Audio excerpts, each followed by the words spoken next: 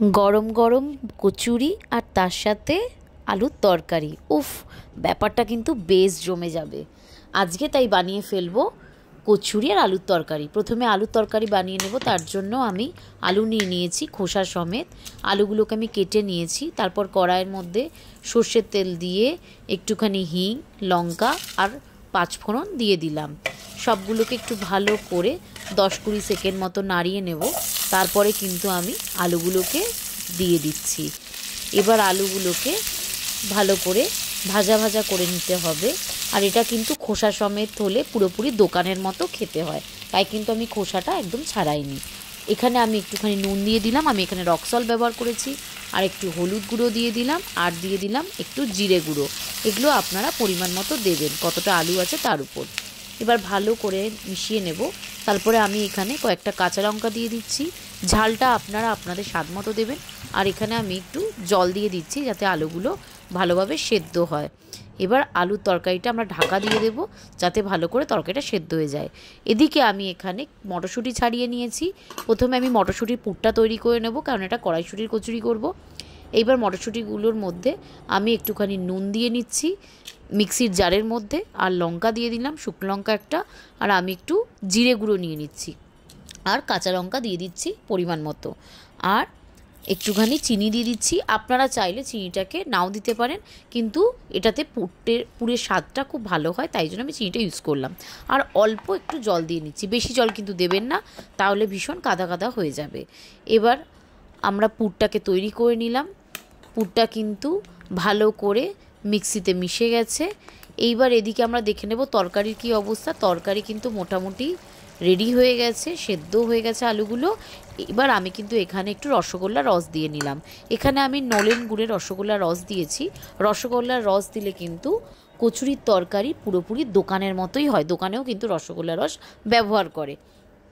তরকারিটা হয়ে যাওয়ার পর একটা বাটিতে আমি ঢেলে নিলাম। কড়াইয়ের মধ্যে আমি এখানে সাদা তেল ব্যবহার করেছি। এবার আমি পুরটাকে দিয়ে দিলাম, কারণ পুরটাকে আমরা তৈরি করব। এবার পুরোপুরি পুরটা দেওয়ার পর আমরা পুরটাকে কিন্তু হালকাভাবে নেড়ে নেব। পুরটাকে কিন্তু আমাদের ড্রাই করতে হবে, কারণ এরকম পুর থাকলে তো আমরা দিতে পারবো না, সেই জন্য পুরটা কিন্তু ভালো মতো ড্রাই করে নিতে হবে। এর মধ্যে আমি একটু নুন দিয়ে নিচ্ছি। এবার আস্তে করে নেড়ে নেড়ে আমরা এটাকে ড্রাই করতে থাকবো। যতটা ড্রাই হবে ততই কিন্তু পুরটা ভালো হবে। দেখুন আস্তে আস্তে পুরটা ড্রাই হয়ে আসছে। আর এই কচুরি তরকারি কিন্তু সবার ফেভারিট। দেখুন পুরটা কিন্তু রেডি হয়ে গেছে। এবার পুরটাকে আমি আলাদা করে রাখলাম। আমি একটা বাটির মধ্যে একটু নুন নিয়ে নিলাম। এবার নুন আর জলটাকে আমি ভালো করে মিশিয়ে রেখে দিলাম। এটা কিন্তু একটা টোটকা, পরে আমি বলবো। আমি ময়দা নিয়ে নিলাম, তার মধ্যে আমি সাদা তেল দিয়ে দিলাম পরিমাণ মতো ময়াম দেওয়ার জন্য। এবার আমি ভালো করে ময়দাটাকে মিশিয়ে নেব। ভালো করে ময়ামটা আমি দিয়ে নেব, যাতে ময়দা মাখাটা খুব ভালো মতো হয়। ময়দা মাখা যত ভালো হবে কচুরি কিন্তু তত ভালো হবে। আর আমি এখানে যে নুন আর জলটাকে একসাথে মিশিয়ে রেখেছিলাম, এটাই কিন্তু আমি ময়দা মাখার সময় ব্যবহার করব। এটা কিন্তু আমি গরম জল নিয়েছি, তার মধ্যে আমি নুনটা মিশিয়ে রেখেছিলাম।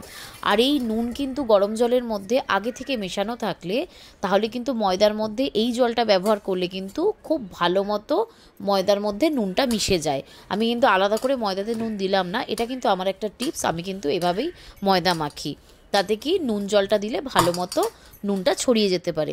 এবার ময়দাটাকে দেখছেন খুব ভালো মতো মেখে নিয়েছি, ডোটা কত সফট হয়েছে।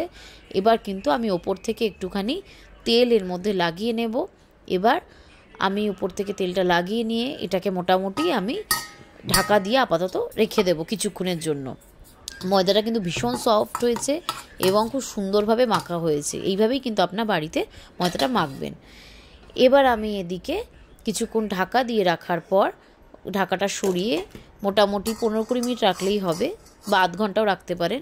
দেখুন ময়দাটা কতটা সফট হয়েছে। এবার কিন্তু আমি এর থেকে লেচি কেটে নেব। এক একটা করে কচুরি তৈরি করার জন্য এক একটা করে কিন্তু লেচি আমি কেটে নেব। এইভাবে আমি লেচিগুলো আস্তে আস্তে বানিয়ে নেব। আপনারা অনেকেই আপনাদের মতো বাড়িতে মটরশুঁটির কচুরি আর তরকারি করে থাকেন। একবার আমার মতো করে দেখবেন, আশা করি আপনাদের ভালো লাগবে। এবং আমাকে কিন্তু সেটা কমেন্টে জানাবেন সত্যি আপনাদের কেমন লাগলো এইভাবে বানিয়ে। এবার আমরা এই লেচিগুলোর মধ্যে পুরটাকে ভরবো। তার জন্য আমি দুরকমভাবে পুর ভরার কায়দাটাকে দেখিয়েছি, আপনারা একটুখানি দেখে নিন। আর এটা কিন্তু শেষ অবধি দেখবেন, তাহলে কিন্তু ব্যাপারটা পুরোপুরি বুঝতে পারবেন যে আমি কীভাবে বানিয়েছি।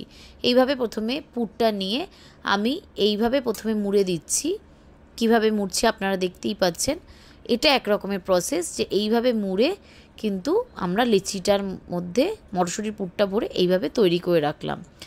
আমি আর এক ধরনের প্রসেস দেখাচ্ছি, সেটা কিভাবে করতে হয়।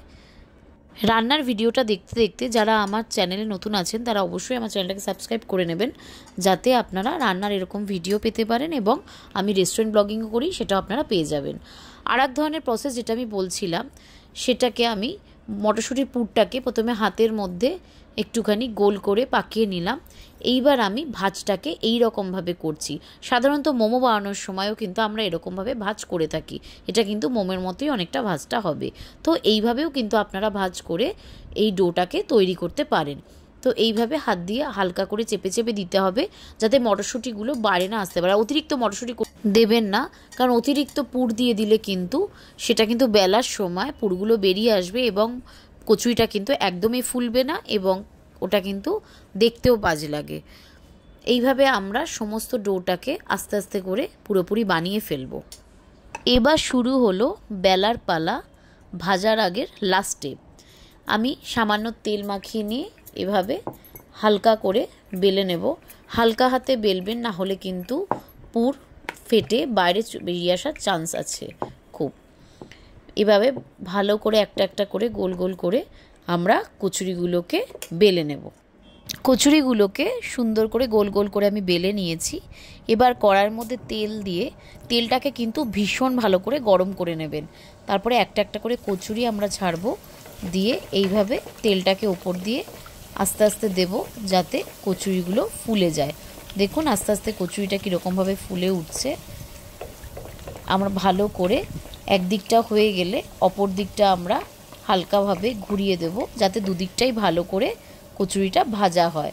কিন্তু এটা কিন্তু আমি বেশি লাল লাল করে ভাজবো না, একটুখানি এরকম কালারই থাকবে। কচুরিটা ভালো করে ফুলে উঠেছে। ভালো করে ভাজা হয়ে যাওয়ার পর আমরা কচুরিটাকে কিন্তু নামিয়ে নেব। আর এবার গরম গরম পরিবেশন করব কচুরির সাথে আলুর তরকারি। কেমন লাগলো নিশ্চয়ই জানাবেন।